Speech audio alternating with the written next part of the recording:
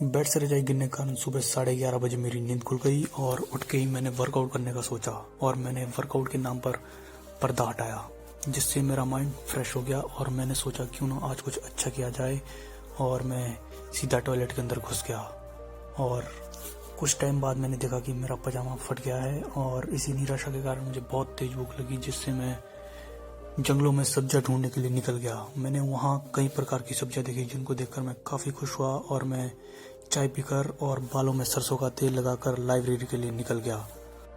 उसके बाद मुझे रास्ते में कुछ बर्फ की पहाड़ियों का सामना करना पड़ा। उनको पार करके मुझे रास्ते में मजदूर मिले। मैंने सोचा काश मुझे भी ये काम में लगाते तो मेरे पास भी पैसे होते और मैं उन पैसों को अपने लिए कुछ नहीं खरीदता। रास्तों के नक्शे कदम पर चलकर मुझे आगे वहीं एक ब्रेकअप से पीड़ित कुत्ता मिला और उसी के सामने एक पार्क, जहां एक लड़का जिद कर रहा था कि मैं अपना बेड घर ले जाऊंगा अगर इस चैनल को सब्सक्राइब नहीं किया तो।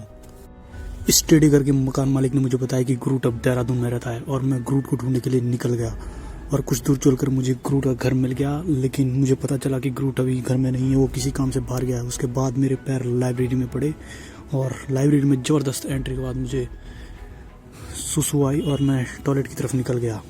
और ये रही मेरी सीट, जिसको पाने के लिए मुझे काफ़ी ज़्यादा लड़ाइयाँ लड़नी पड़ी। पहले मैंने लोगों को चेतावनियाँ दी, लेकिन दुष्ट लोगों के नाम मानने के कारण मुझे 2 लोगों का मोए मोए तक करना पड़ा और इसी खौफ की वजह से अब लोग मेरे आसपास भी नहीं भटकते। मेरे पीछे ये एक भाई साहब बैठे जिन्होंने पढ़ाई से तंग आकर हिम्मत दिखाई और ज़ोर से पाद मार दिया। पेट के भले ही ख़राब हो लेकिन दिल के बहुत साफ़ है और इसी सोच के साथ मैं लाइब्रेरी से निकला। इतनी पढ़ाई करने के बाद भी मुझे कुछ ऐसी परेशानियों का सामना करना पड़ रहा है। कुछ समय बाद मैं अपने रूम पहुंचा। रूम में पहुंचने के बाद मैंने गर्म पानी से स्नान करके अपने बालों में प्रेस लगाई और उसके बाद मैं अपने फटे पजामे को सिलवाने के लिए गैराज निकल गया। गैराज में मुझे धक्के मारकर बाहर निकाला गया और मैंने उनसे कह दिया कि तुम ऐसा नहीं कर सकते हो और उन्होंने कहा जाता है या मुँह में स्टेप नहीं मारूँ। और इसी डर के कारण मैं वहाँ से निराश होकर निकल गया और रास्ते में मुझे एक अंकल मिले। अंकल ने मुझसे कहा कि बेटा कैसे हो, और मैंने भी जवाब दे दिया कि मैं ठीक हूँ, आप कैसे हो। मेरे फटे पजामे को देखकर उनकी भी फट गई।